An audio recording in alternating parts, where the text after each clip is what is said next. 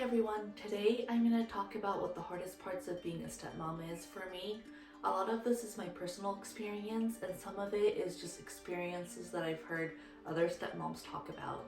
It is currently past midnight, so this video is going to be a little bit more quiet than normal, so please excuse that.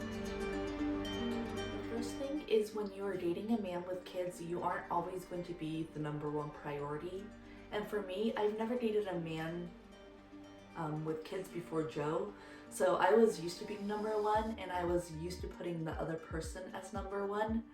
But when Joe came along, he had kids, so of course his kids had to be his priority, and I wouldn't ever marry a man who didn't put his kids as a priority, you know? But that took a little bit of adjustment for me. Marriage is a really exciting time and wedding planning is a lot of fun, but you have to remember that your marriage may not necessarily be a really exciting time for your stepkids.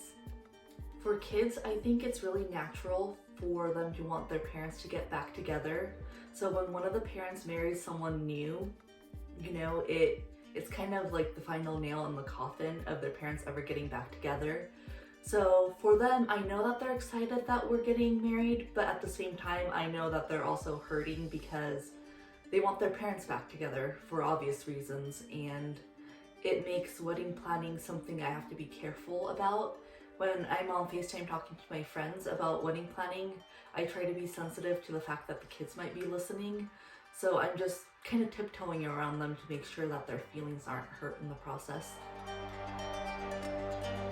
I don't want to get into the nitty-gritty of actual numbers of the alimony and child support just for privacy reasons, but I can say that the total amount that he pays to his ex is more than our mortgage and a car payment combined. And for times such as COVID, it makes it hard because we're on one income right now, and that amount is leaving this household to go to the other household, and it just makes things a little bit harder to budget because of that.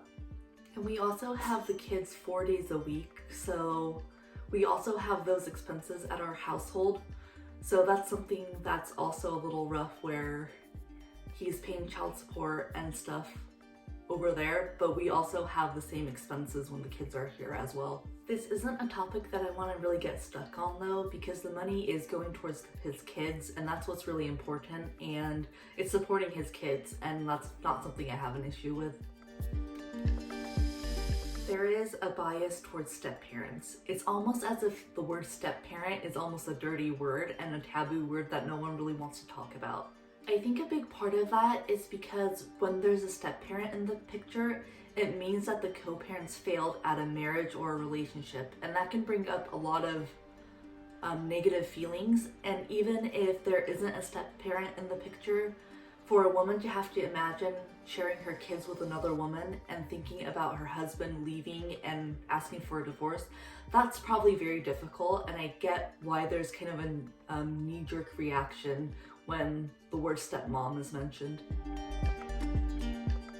The next thing is baggage, and keep in mind, I'm not talking about the kids being baggage in any way. I'm just talking about baggage in terms of child custody schedules, when you can take vacations, things of that nature. For us, because we share the kids 4 days and 3 days, we can't move out of the area because we do have the kids during the school days twice a week. So for us, it doesn't make sense to move far away because then we would have a really long commute time for the kids going to school.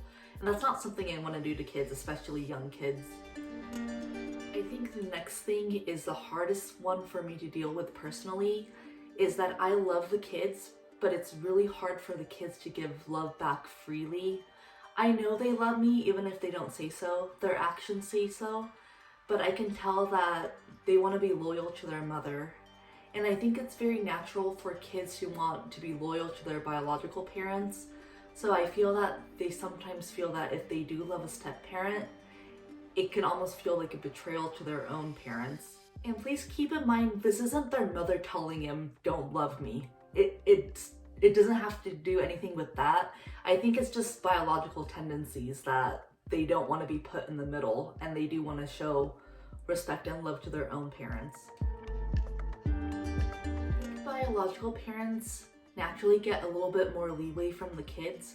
I feel that kids forgive their parents for mistakes a lot easier. When I first started dating a man with kids, I did a lot of research into this just because I wanted to go in with my eyes open and to make sure that this is something I truly wanted. When kids are involved, it's not the time to kind of play around with, oh, maybe I'll fall in love with them or maybe I want kids. I feel like you have to be pretty certain and go into a situation with eyes wide open. So for me, when I researched this, I saw that kids are going to love their parents no matter what, unconditionally. This is why parents who abuse their children still love them even after they've been abused. And don't get me wrong, my stepkids have not been abused by their father or mother, so I'm not talking about them particularly, but all I'm saying is that parents just have that natural tendencies to just get that affection and love no matter what. And for me, I sometimes feel that their love is conditional. So I'm kind of afraid of making mistakes sometimes. I feel that if I yell at them, are they gonna love me anymore? Or if I raise my voice, or if I punish them because they were being bad, are they not gonna love me anymore? And that's something hard to deal with, because how do you discipline them and try to be a good parent, but also make sure that you're not isolating them and making them hate you? And that's a really hard balancing act. Along with the previous point, there's going to be two different households, right? And two sets of rules. So I may not always agree with the way their mom parents them, and their mother may not agree with the way their dad and I parent them. And that can be kind of hard on the kids, having two separate set of rules. And I'm not talking about big issues such as schooling or medical decisions. That should be a joint thing between parents. But I'm talking more about screen times, bedtimes, how much junk food they eat, things of that nature. Before Joe, I was living alone in an apartment with my dog. So I went from the single life to a family life within a year span. And that was a pretty big adjustment just because I never lived with kids before. And although I did teach kids, living with kids is a whole different ball game.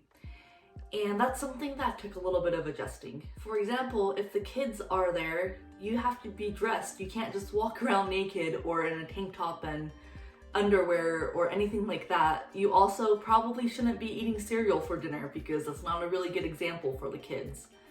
On the weekend, you're not sleeping in and laying in bed with your significant other just because the kids wake up early and you have to tend to them.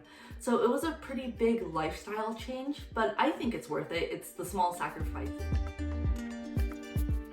Showing affection can also be very awkward. I feel that no kid really wants to see their parents give each other a kiss or cuddle or anything like that. But when it's your parent with someone new, I think that can bring up a lot of feelings for kids, especially young children. So just things that are natural, like kissing someone goodbye or giving him a hug when they come home or cuddling on the sofa, can turn into kind of an awkward situation. And that's something that you have to work around, and it takes time for them to be comfortable with that. And the final thing is being a mother until you're reminded that you're not. So for example, I help with the homework, with the online school, I cook for them, I do all the back to school shopping, I make sure, their clothes are ready for school the next day. I do basically everything that a parent does, but then there are times when I'm reminded I'm not their mother. So for example, when Mother's Day rolls around, I don't really get that acknowledgement, which is fine because I am not their biological mother. Another thing is I don't get to go on fun field trips with the kids because their mother does that with them. Things like that where you do the grunt work of parenting, but you don't really get the fun aspects in a way.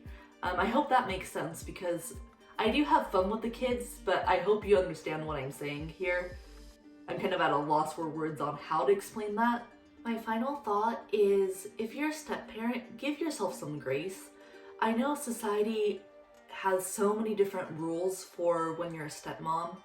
Sometimes you love the kids too much. Sometimes you're not doing enough for the kids. It almost feels like you can never win. The thing is, it's okay if you don't love your stepkids at first. You can't put two people in one room and expect them to love each other straight away.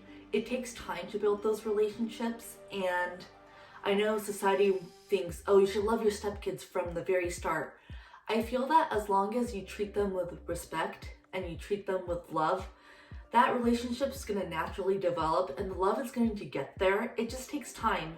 Whereas a mother, I think as soon as she gives birth, she just loves that baby and that baby is her whole world. And I think it's okay that that doesn't naturally happen for a step parent, and it doesn't make you a bad person. And I think that's really important to know, because when I talk to other stepmoms and I look at stepmom support groups on Facebook, that's something that step parents really, really struggle with is, I love this child, but I don't love him exactly like my own, or I love this child, but it took time. But I think that's okay, as long as I said, you treat them with respect and love, that love's gonna naturally develop.